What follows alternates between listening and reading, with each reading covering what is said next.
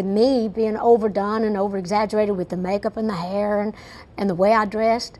Some people might have thought I was dumb, but I would have the deal done and gone before they realized what had happened.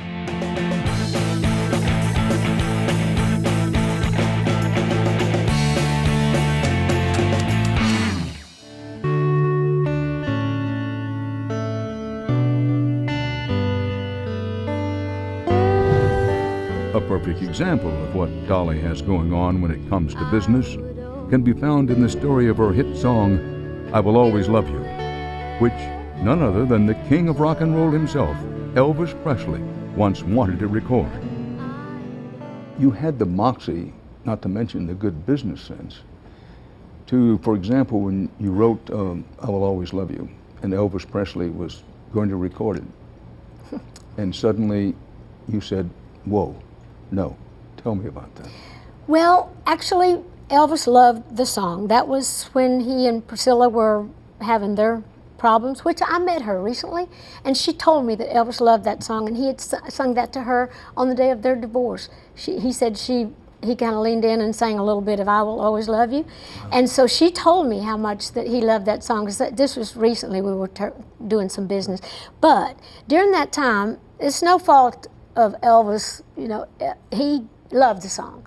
But Tom Parker was in defense of Tom Parker, too. Colonel Tom, his manager, you know, he made some wise decisions, evidently. So he knew what he was doing. But that goes back to that other thing, because Elvis was ready to record it. I'd told my friends and people that he was recording it, and they were in town to do the recording. They had invited me down to the session.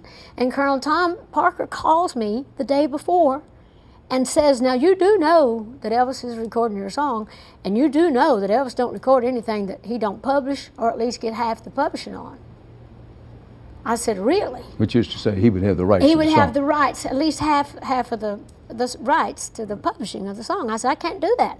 This song's already been a hit with me, and this is in my publishing company, and obviously this is going to be one of my most important copyrights, and I can't give you half the publishing. Of course, that's stuff that I'm leaving for my family. And he said, well, then we can't record the song. And I was just heartbroken. I said, well, I'm really sorry, but I can't do that. Well, so Dolly I Parton, didn't. That took guts. Well, it didn't to me. It seemed to be the thing to do. It hurt me because I was so disappointed that I was going to have to tell my friends Elvis didn't record it. But I just knew that that was not right, and that was not, if it had been maybe, if I didn't have my own publishing company, had the song not already been a hit, it might have been different. But I couldn't give somebody half of a song that had already been #1, and that was, you know, was evident, had already proved itself. Well, so, you had some redemption. Whitney Houston then, well, many yes. years later. That's true. When Whitney recorded, I was like, oh, good, because now I own 100% of the publishing, 100% of the writing, and I did really well with that. But I didn't blame Elvis, and I didn't blame Colonel Tom either.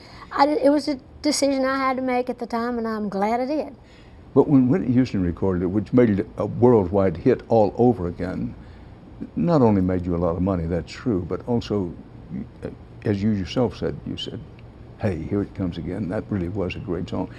What went through your mind when it was Whitney Houston who brought the song back and made it again such a sensational bestseller?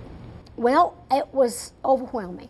The way she did it, David Foster, who arranged and produced it, and Kevin Costner, who's the one that just, you know, wanted to do the song in the movie. But when I heard her sing it, I could not believe it. I was driving at that time from my office in Nashville to my house in Brentwood, and I heard it when she started singing that a cappella. And then when it went into with the music part where she was singing, I honestly thought I was going to have a heart attack. It was one of the most overwhelming things. But that's when I realized that the song was really important and could be done anyway. It was overwhelming.